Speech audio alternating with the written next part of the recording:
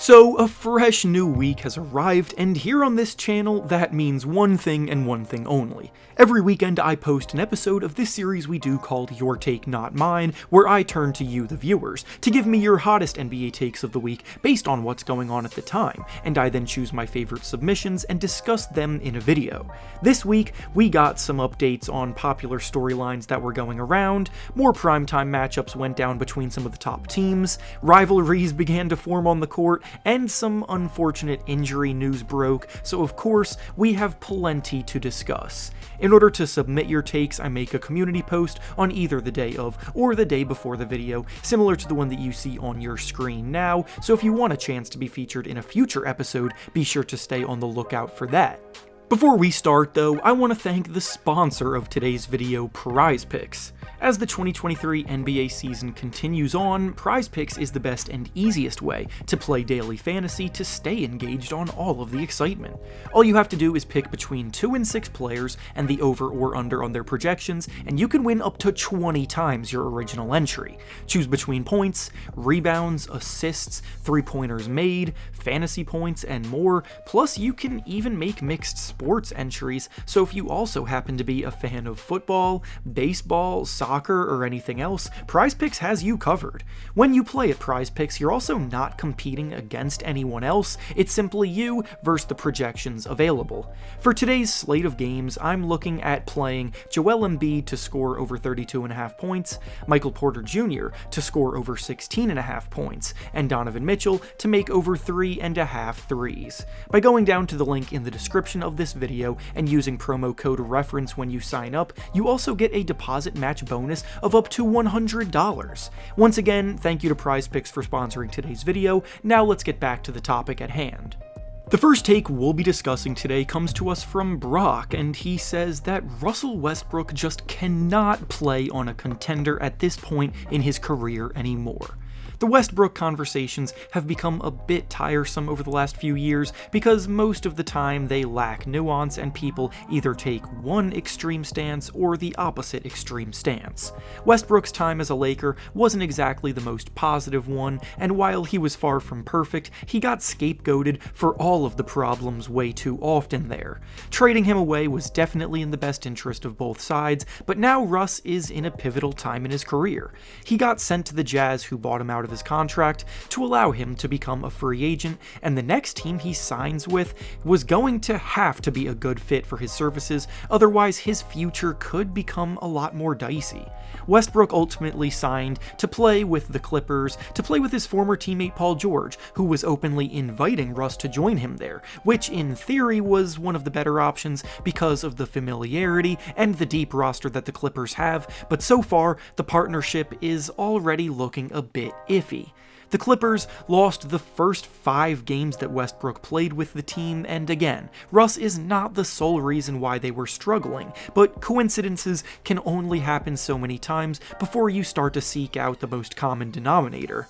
The Clippers have been searching for a permanent solution at point guard for a while now, going through Reggie Jackson, John Wall, and now Russell Westbrook, and none seem to be the most ideal solution. Westbrook is absolutely still capable of putting pressure on defenses by attacking off the dribble, and he distributes well, finds teammates, getting assists along the way, but his defense can leave a lot to be desired. He's turnover prone, and decision making has always been something that he's been criticized for, and ultimately, when a team has championship aspirations, those things hold them back from their goals. Russ absolutely still has a place in the NBA, but going back to the original take here, they might have a point. He's a great leader for young players, so he might be approaching the point where he should go to a rebuilding team to help guide the younger guys in that locker room, but of course, how the Clippers fare in the postseason this year will determine a lot. The next take we'll be discussing today comes to us from Ryan, and he says that the Knicks are about to make a run to the conference finals this year. When discussing title contenders in the Eastern Conference, most people identify the top 3 teams being the Bucks, Celtics, and 76ers as being in a tier above the rest, and that is what the battle for the conference title is expected to be. However, there is no team hotter than the New York Knicks right now, and you're lying to yourself if you think either of those 3 teams want to face the Knicks early on in the postseason. Over the last couple of weeks alone, they've beaten the Celtics twice and rattled off a 9-game win streak, playing some really solid two-way basketball. The addition of Jalen Brunson cannot get understated because he came in and has successfully transformed the culture there, helping them become an actually enticing team moving forward. Coach Tom Thibodeau has made adjustments to the rotation this year that have actually brought out the best from players like Emmanuel Quickley and Quentin Grimes. Julius Randle is back playing the best basketball of his life. RJ Barrett is a solid third option, and Jalen Brunson is playing like one of the best point guards in the whole league. Right now, they seem locked into the 4 versus 5 playoff matchup with the Cleveland Cavaliers, which is going to be a tough series for them, because the Cavs have arguably the best defensive backcourt in the league with Evan Mobley and Jarrett Allen, then 2 dynamic scoring threats in the backcourt with Donovan Mitchell and Darius Garland, but they can definitely pull it off. How far the Knicks will go this year will come down to which Julius Randle shows up. 2 years ago, when Randle had his breakout season, he crumbled pretty hard in the playoffs, performing as poorly as an all-star ever has under the bright lights. So if that happens again, then it won't matter how good Brunson is. If Randle can continue the level of play that he's at now, then yeah, they absolutely can make some noise. And finally, the last take we'll be discussing today comes to us from Emerge, and he says that the Kings are a dark horse title contender that can make a very deep run this year. The Kings are probably the most slept on team at the top of the standings right now because they're literally in second place in the Western Conference, but rarely ever get included in the conversations about who can go all the way.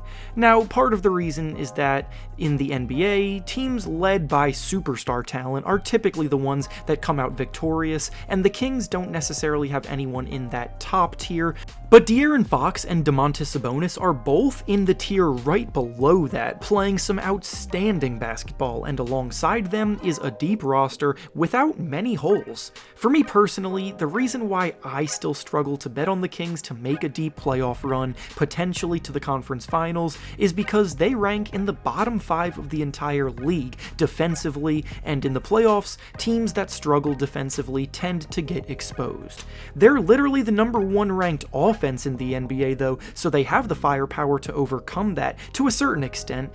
And I'm not saying that it's impossible to imagine a scenario where they make some noise, but I just can't fully back a team with those kind of defensive woes. And with that being said, that's all I have for you today. Make sure to like the video, subscribe to the channel, and comment down below what you think about the takes we discussed. Thanks for watching, and I'll see you all next time.